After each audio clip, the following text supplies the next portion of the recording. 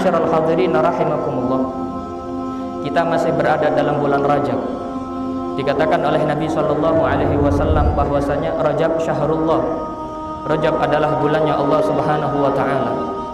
Dan di dalam bulan Rajab terjadi peristiwa yang sangat besar, peristiwa yang sangat agung, yang tidak bisa kita terima dengan akal kita. Peristiwa Isra Mi'raj Nabi sallallahu alaihi wasallam. Jadi sebagian kaum yang mengaku sebagai orang Islam, sebagian dari mereka tidak mengakui adanya Isra Mi'raj. Karena apa? Mereka berpikir apabila ada sesuatu yang bertentangan dengan logika, sekalipun itu berasal dari Al-Quran, sekalipun itu berasal dari hadis, kita buang itu.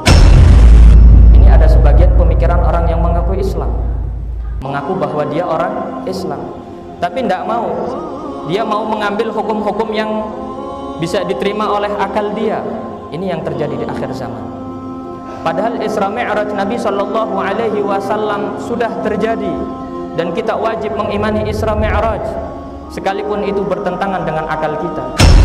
Karena siapa yang menjalankan Isra Mi'raj? Allah Subhanahu wa taala. Innallaha ala kulli syai'in qadir. Allah Maha mampu melakukan segala sesuatu. Akal kita ini terbatas. Akal kita ini terbatas, tidak bisa menjangkau hal-hal yang seperti itu. Tapi kewajiban kita sebagai hambanya Allah, beriman kepada Allah, mengimani segala sesuatu yang terjadi atas kehendak Allah Subhanahu wa taala, termasuk Isra Mi'raj baginda Nabi Muhammad sallallahu alaihi wasallam.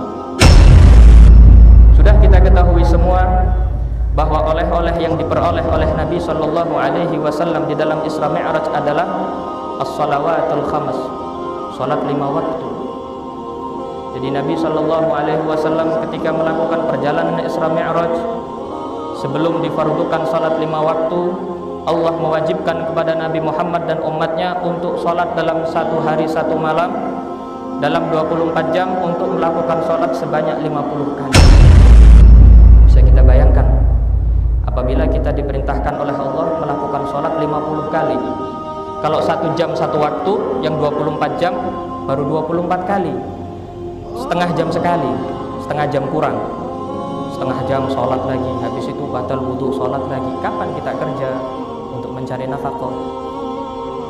Atas usulan dari Nabi Musa alaihi salam, Nabi Musa mengatakan kepada Nabi sallallahu alaihi wasallam, ya Rasulullah, sungguh umatmu akan merasa berat untuk melakukan sholat 50 waktu, maka mintalah kepada Allah supaya diringankan. Akhirnya Nabi Muhammad kembali bermunajat kepada Allah Subhanahu wa taala, diringankan oleh Allah 45 kali, diringankan 5 menjadi 45. Akhirnya turun menemui Nabi Musa alaihi salam. Kata Nabi Musa mengatakan, 45 masih terlalu banyak, engkau kembali minta keringanan kepada Allah Subhanahu wa taala.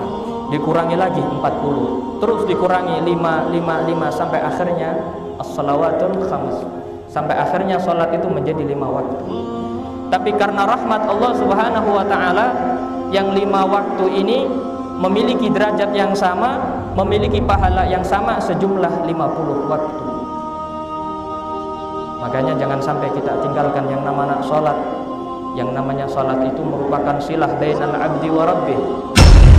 Salat ini merupakan penghubung antara seorang hamba dengan Allah Subhanahu wa taala.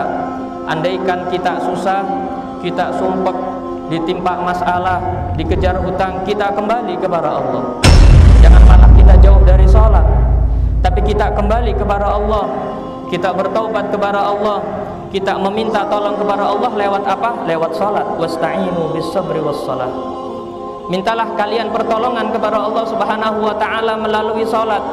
Tapi andaikan seorang hamba sudah meninggalkan sholat 5 waktu, zuhurnya dia tinggalkan dengan alasan kerja, asarnya dia tinggalkan karena pulang dari kerja capek, maghrib ditinggalkan, isya ditinggalkan, subuh ditinggalkan. Jangan harap hidupnya barokah, jangan harap hidupnya akan Subhanahu wa ta'ala, jangan harap keluarganya itu bisa menjadi keluarga yang sakinah, mawaddah, warahmah.